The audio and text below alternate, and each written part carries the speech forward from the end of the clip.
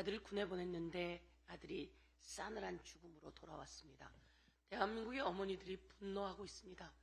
그래서 이 상황을 철저하게 수사해서 책임을 묻자고 했는데 그 책임을 묻는 과정에서 철저하게 수사한 박정훈 대령이 오히려 범법자가 되는 상황이 만들어졌습니다. 이 상황을 대한민국 국민 여러분 제자리로 돌려놔 주십시오.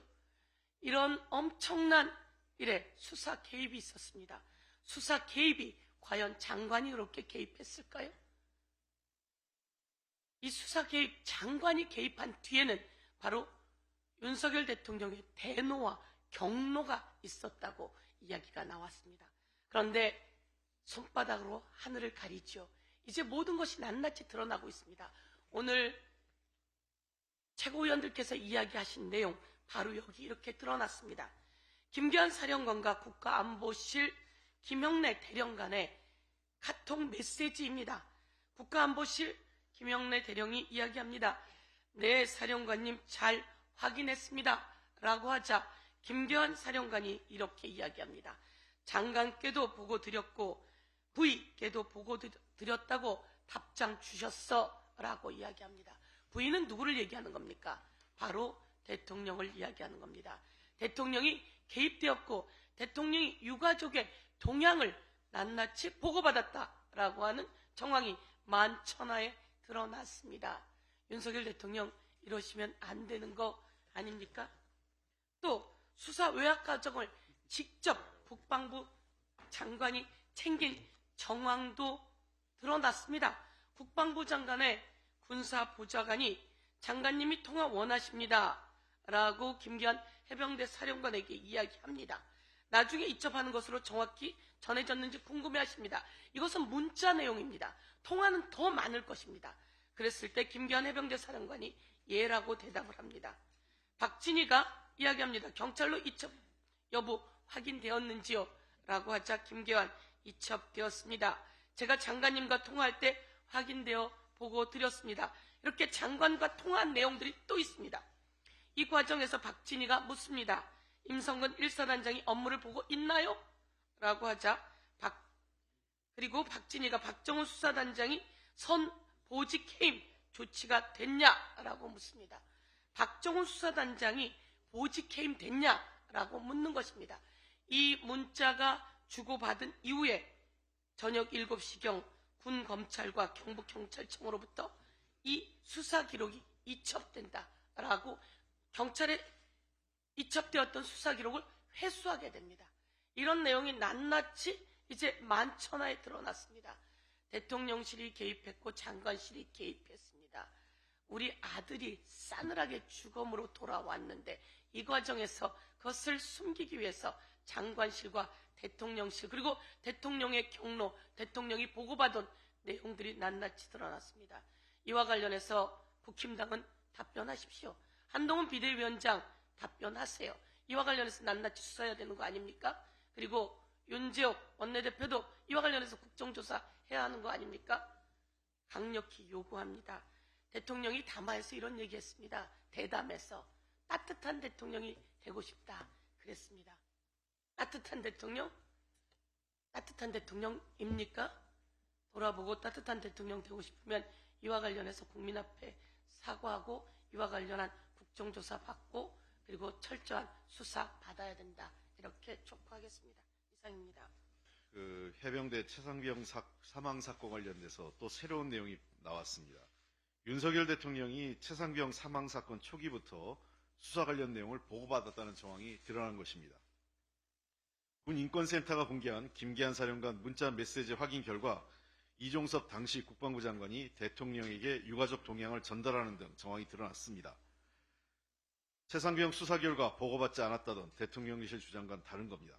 당시 일부 보도에서는 대통령께서 이러한 사건으로 지휘관이 교체되는 것이 맞느냐 하고 격려했던 보도도 있었습니다. 대통령은 유가족 동향까지 보고받을 정도로 비상한 관심사항이었음을 시사하는 것입니다. 군검찰은 김기한 사령관의 문자 내용을 모두 확보하고도 군사법원에 증거로 제출하지 않았습니다. 임기훈 전 국방비서관 통화 기록에 이은 추가 은폐입니다. 더 이상 미룰 수 없습니다.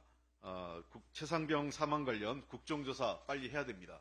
그리고 윤석열 대통령과 정부 여당에게도 경고합니다. 어찌어찌해서 앞으로 남은 3년은 이 수사와 조사를 피할 수 있을지 모르겠지만 임기 후에 분명히 이 내용으로 국정조사와 수사가 이루어질 것입니다. 지금 받을 건지 나중에 받을 건지 선택하십시오. 윤석열 대통령이 해병대 최상병 사망 사건에 대해 초기 단계에서부터 상세한 보고를 받은 정황이 드러났습니다. 그동안 군과 대통령실 주요 관계자들이 국회와 법정에서 최상병 사망 사건과 관련해 세부 사안을 대통령실에 보고한 적이 없다고 주장해 왔는데 이를 뒤집는 메시지 수발신 내역이 확보된 것입니다. 김계한 해병대 사령관의 카카오톡 텔레그램 수발신 내역을 보면 윤석열 대통령이 유가족의 동향까지 세세하게 보고받은 정황이 드러납니다. 따라서 윤석열 대통령이 해병대 수사단의 수사 결과도 보고받았을 가능성이 매우 높습니다. 최상병 사망사건 수사 외압의 몸통이 누구인지 점점 분명해지고 있습니다. 작년 7월 30일 국방부 장관 수사 결과 보고 전후로 임기훈 국방비서관, 행정관 김모 대령 등이 수사 결과 보고서를 손에 넣기 위해 분주하게 움직였습니다. 며칠 뒤인 8월 2일 해병대 수사단이 경북경찰청에 수사 기록을 이첩하자 대통령실 관계자들과 국방부가 해병대와 경찰에 황급하게 연락을 돌렸고 결국 수사 기록을 경찰에서 빼냈습니다. 누가 봐도 이상한 이 움직임들은 대통령의 관심을 빼놓고선 설명하기 어렵습니다. 해병대 수사단장이었던 박정훈 대령은 작년 12월 법정에서 7월 31일 11시경 대통령 주간 수석 보좌관 회의 시 국방비서관으로부터 해병대 1사단 사망 사건을 보고받으면서 경로하여 바로 국방부 장관 연결하라고 하였고 대통령은 국방부 장관에게 이런 일로 사단장까지 처벌하면 누가 사단장을 할 수 있겠느냐며 질책하였다고 진술했습니다. 이 진술이 사실이라면 최상병 사망사고 수사 외압, 국기문란 사건의 몸통은 바로 윤석열 대통령입니다. 최상병 사망사고 수사 외압 의혹의 진상은 반드시 밝혀져야 합니다. 억울한 죽음의 진상 파악을 방해한 자들에게 합당한 책임을 물어야 합니다. 윤석열 대통령도 거기서 결코 자유로울 수 없을 것입니다. 어제 윤석열 대통령은 국무회의에서 이런 말씀을 하셨습니다.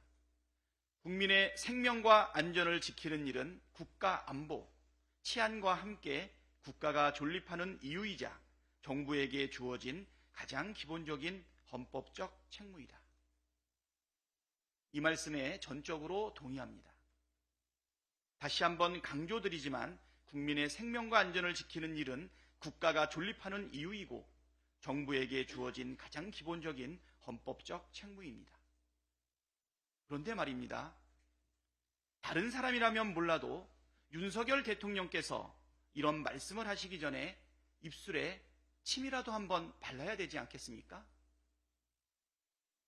159명이 희생된 12구 이태원 참사의 진상을 밝히자는 이태원 참사 특별법을 거부해놓고 해병대 최상병의 억울한 죽음의 진상을 밝히기 위한 수사를 방해해놓고 국민의 생명과 안전을 지키는 일이 헌법상 책무라고 말하는 게 양심에 찔리지 않습니까? 아니면 자신이 국가의 존립 이유를 부정하고 헌법적 책무를 저버린 대통령이라고 고백이라도 하시는 겁니까? 박절하게 들릴지 몰라도 우리 국민은 대통령의 상습적인 말과 행동의 불일치에 질릴 지경입니다. 사인 간의 관계에서 말과 행동이 다른 사람은 당연히 기피 대상이고 심하면 사기꾼 소리를 듣습니다.